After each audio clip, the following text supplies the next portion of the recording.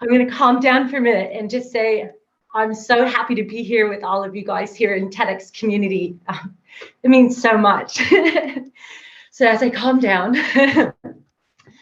I wanted to share with you guys my gratitude for how hardships of life were the key to my inner success and accomplishments. It led me astray from the societal norm into finding what it meant to be happy. I left home young because I knew I had a choice. I was a ghetto girl, very angry and always fighting. I know, right? I was angry about our family splitting apart because our brother was taken away. We were what society calls a broken family. We watched our mom escape her reality through drugs to overcome her heartbreak. We were too young to understand. This left me with a world of pain that I would later face and heal through experiencing who I was in the world. I gained a lot of trauma through sexual and physical abuse, not from my mom, but from the situations I was in. Today, my mom has changed her life and became an incredible organic farmer, and my sisters have all united. The broken had evolved. You see, chaos paved a way for me to find my own path. The first time I ever felt like a nomad was the day I ran away.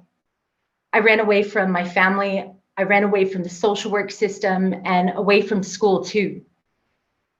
When I ran away at 14, I overdosed.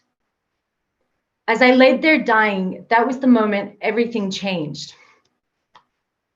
Screaming at the top of my lungs, no one to hear me but me, I made a promise to myself. I said, if you let me live, I will never give up. Having survived, I understood clearly that I got to choose how I wanted to live, and I wanted better. At 33 today, I have kept that promise. I've always been a minimalist. We were poor and lost everything. What mattered most was having a family again.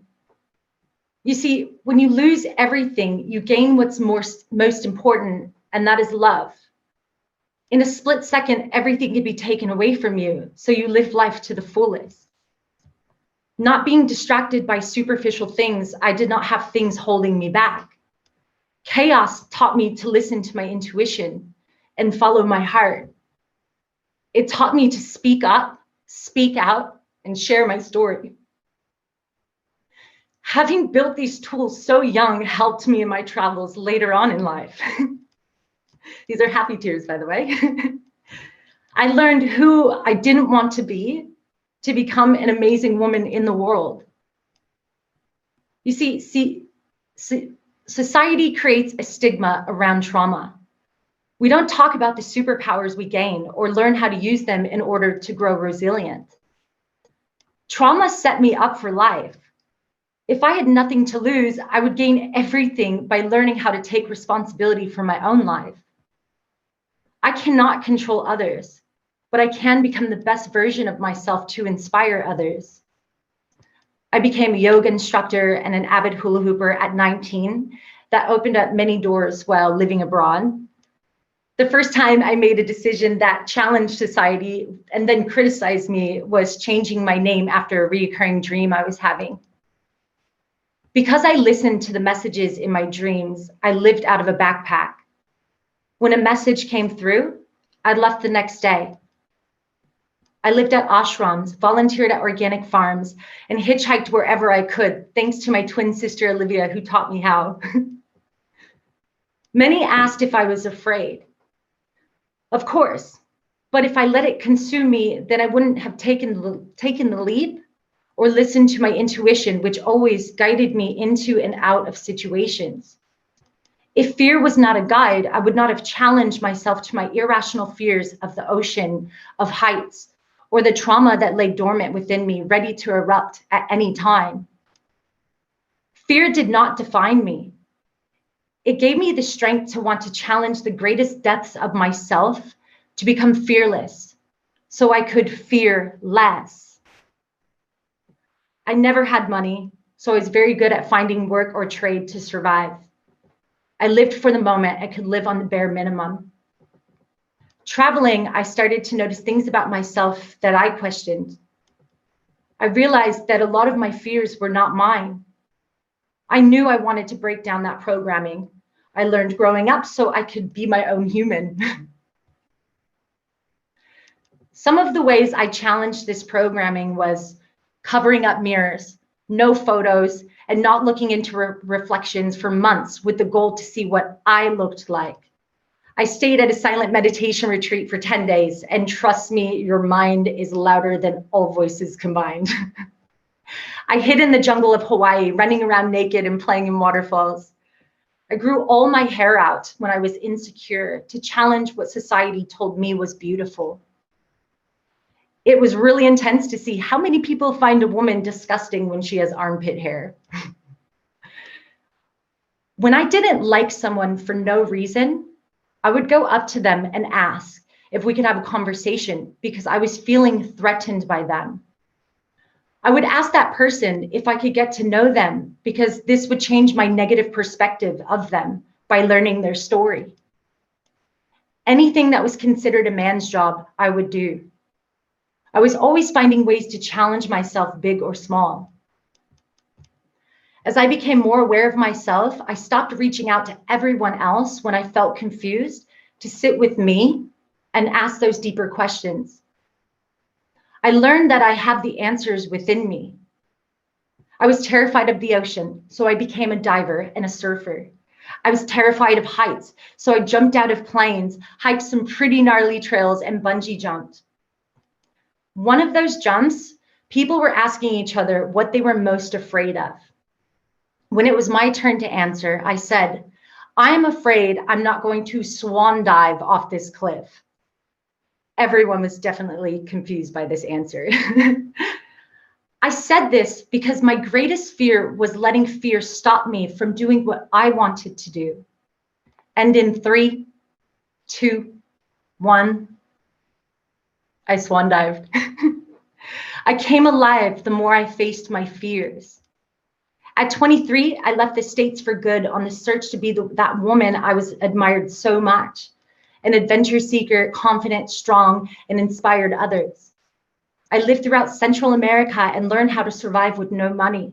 I partnered with businesses to teach yoga. I lived in my tent on the beach and in the jungle to surf.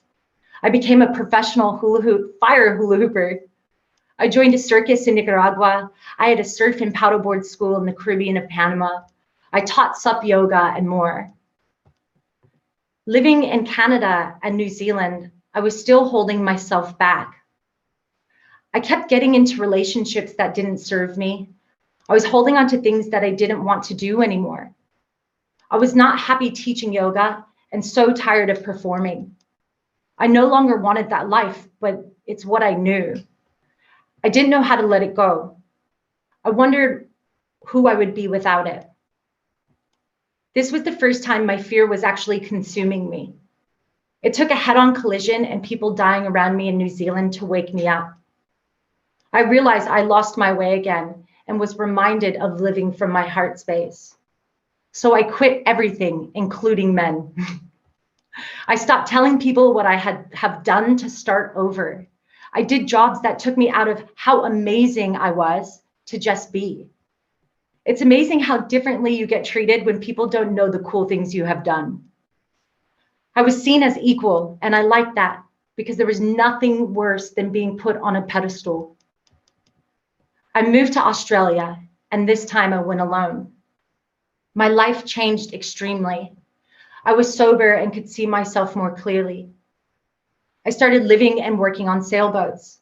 I sailed the Tasman Sea, and I got to see what it felt like to be completely alone with no land in sight. Australia is also where I woke up every day and cried tears of deep sadness. I woke up every day with this overwhelming feeling of every beach looking the same, every human interaction felt the same. I lost hope somewhere. No matter where I went, no geographical location would give me that deep yearning I had to love and accept myself. So I woke up one day and said, universe, whatever you present to me today, I'll take it. I am listening and I am ready. At that moment, I got the idea to go for a bike ride to an old bridge, which would change my life forever. 3 hours alone and ecstatic, only one person ended up riding next to me on this trail. His name is Trevor. Trevor told me about his bicycle trips around Australia. He then showed me his 15-something touring bikes. He turned to me and said, "See that bike? It's yours. Take it." This bike was ready for touring, guys. Remembering my conversation with the universe that morning, I said, I'm riding to Perth. 2 weeks later, I got evacuated from the fires, which left me with no training. I didn't even know how to change a bike tire. People were terrified for me, which gave me hope because they cared. On this trip, I found peace within me. If you want to know the truth of yourself, I invite you to ride your bike across the country. It took me 3.5 months to ride across Australia.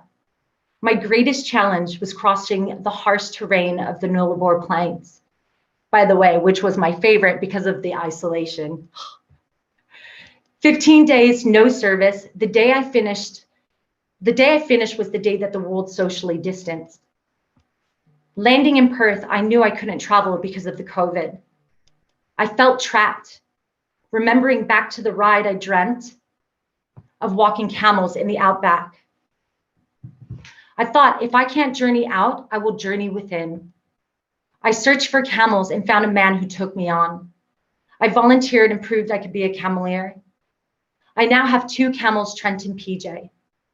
This is not an easy trek, and I'm taking survival courses, teaching my camels how to wear gear and walk with me. It's constant training, and I will have to get more camels so we are 5 to be able to complete it. Not knowing when we will be ready or how it will pan out is teaching me patience.